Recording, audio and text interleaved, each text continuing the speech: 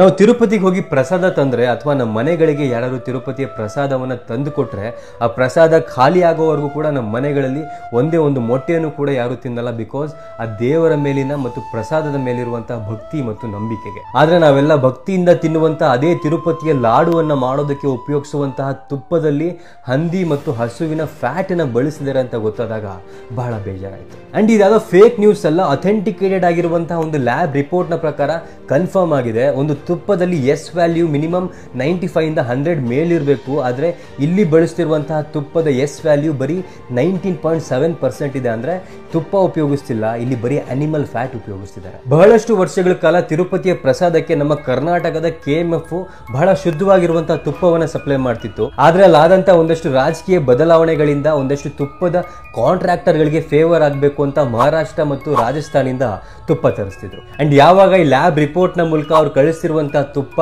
ಕಲುಷಿತವಾಗಿದೆ ಅಂತ ಗೊತ್ತಾಯ್ತು, ಕಳೆದ ತಿಂಗಳು ಅಂದ್ರೆ ಆಗಸ್ಟ್ ಇಂದ ವಾಪಸ್ ನಮ್ಮ KMF ಶುದ್ಧವಾಗಿರುವಂತಹ ತುಪ್ಪವನ್ನ ತಿರುಪತಿಗೆ ಕಳಿಸ್ತಿದೆ. ಸೊ ಹಾಗಾಗಿ ಇನ್ಮೇಲೆ ಯಾರು ಕೂಡ ತಿರುಪತಿಯ ಪ್ರಸಾದವನ್ನ ತಿನ್ನೋದಕ್ಕೆ ಭಯ ಪಡಬೇಡಿ. ಬಿಕಾಸ್ ಅಲ್ಲಿ ಉಪಯೋಗಿಸ್ತಿರುವಂತಹ ತುಪ್ಪ ಇನ್ಮೇಲೆ ನಮ್ಮ KMF ನ ಶುದ್ಧವಾಗಿರುವಂತಹ ತುಪ್ಪ ಆಗಿರುತ್ತೆ. ತುಪ್ಪದಲ್ಲಿ ಅನಿಮಲ್ ಫ್ಯಾಟ್ ಸಿಕ್ಕಿರುವಂತಹ ವಿಷಯ ಎಲ್ರಿಗೂ ಕೂಡ ಗೊತ್ತಿರುತ್ತೆ. ಆದ್ರೆ ಇನ್ಮೇಲೆ KMF ನವರೇ ಶುದ್ಧವಾಗಿರುವಂತಹ ತುಪ್ಪವನ್ನು ಸಪ್ಲೈ ಮಾಡ್ತಾರೆ ಅನ್ನೋದು ಯಾರಿಗೂ ಕೂಡ ಗೊತ್ತಿರಲ್ಲ. ಸೊ ಈ ವಿಡಿಯೋನ ಪ್ರತಿಯೊಬ್ಬರಿಗೂ ಕೂಡ ಶೇರ್ ಮಾಡಿ.